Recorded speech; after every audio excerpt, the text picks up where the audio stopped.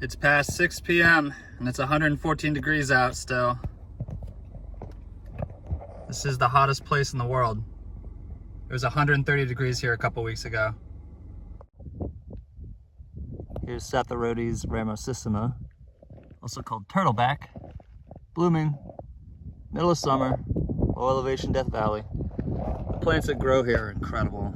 They really, I don't understand how they're able to bloom in the heat of the summer. Just an unbelievable place. Here's another summer bloomer, Tidestromia. With the little flowers open, there's some nectar down at the bottom. Probably good for pollinators. It's a fairly big subshrub, actively grown in the middle of summer. Like most of the plants here, it's that bluish, nice bluish color, which helps protect it from sunlight. It's covered in lots of hairs, help keep water in, sunscreen from the intense light here. Here's another Eriogonum that's pretty distinctive. It's Eriogonum brachypodum. And it always has this kind of like low growing, really spreading growth habit. And then when we look really close, you'll see that it's got very glandular branches and involucres. There you can see the involucre and the branches of this. Very glandular. It's a pretty distinctive little Eriogonum, blooming in the middle of summer in Death Valley at like 2,500 feet. Here's Furnace Creek. It's a year-round little stream, and there's all kinds of cool plants that grow along it, like this one here, Fimbrostylus thermalis, a hot springs fimbri. This is a rare plant that only grows in a couple areas throughout California. Little pockets of it are all over the place. It's pretty interesting. It's in flower right now. There it is with its styles out. Looks like some old stamens on this one here. Wind pollinated.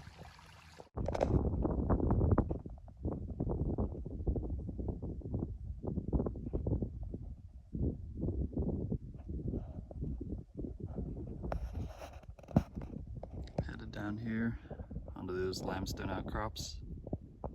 There's a whole host of cool and rare things there. Hoping to look at.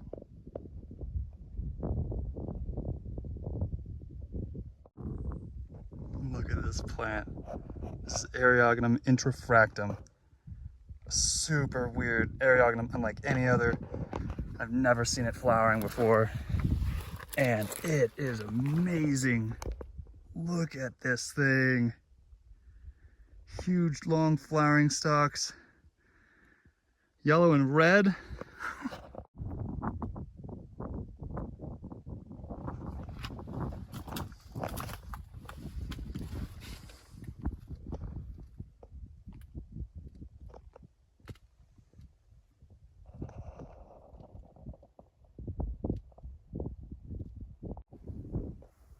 Look at how many individual flowers are crammed in this involucre.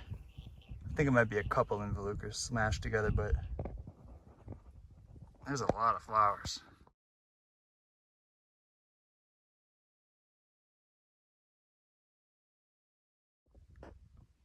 Here's another extremely rare plant.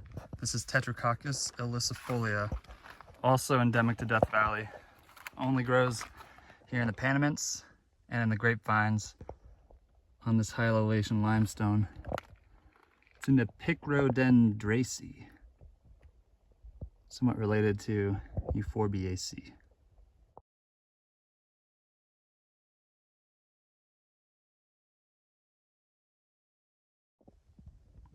Here's the rare Iliciella ripley, a perennial. Looks a little bit like latifolia, a really common annual.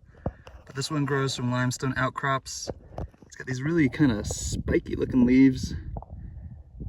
And it's perennial, so it's pretty easy to tell apart after you get to know a little bit. I've never seen it blooming before, and it is really impressive.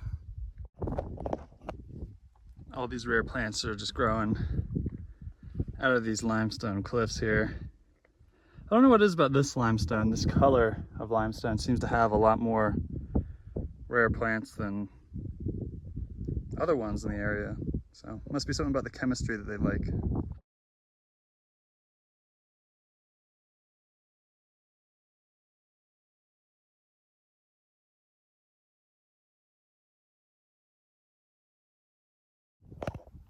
Scopulophila rixfortii.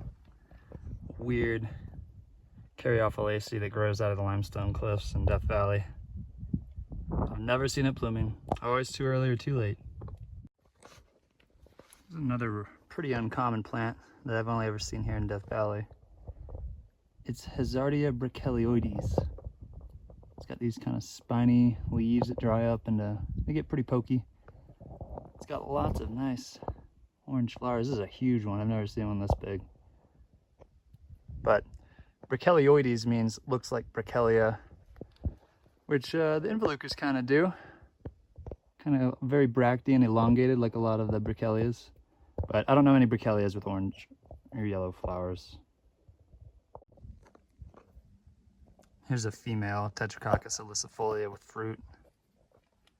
Pretty similar looking to a lot of euphorbia capsules.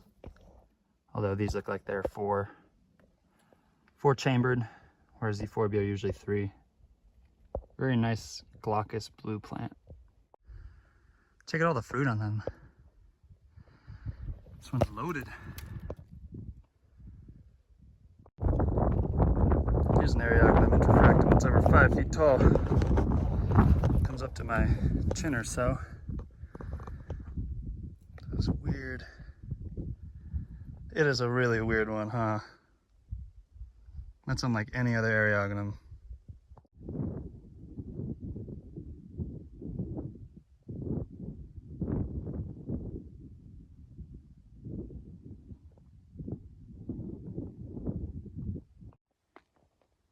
Here's the basal rosette to Arctomecon merriamii, the white bear poppy, which is another rare limestone endemic in Death Valley. Check out the fuzz. A little late for these. I don't think any would be in bloom, but it's looking really healthy. Next year, this one might go off.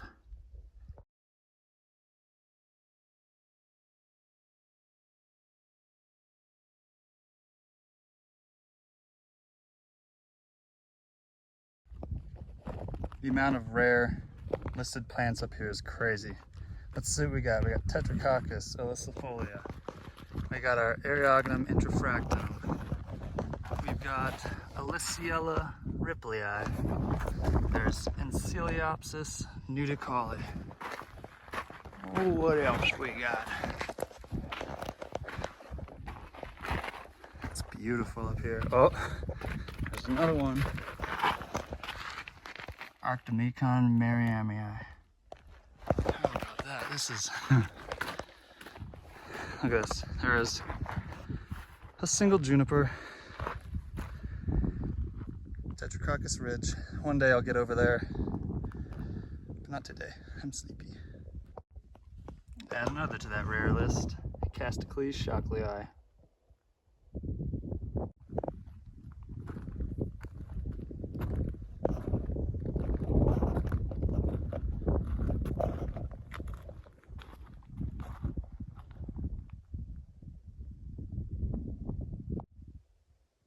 One of these days, I'll hike all the way down this thing.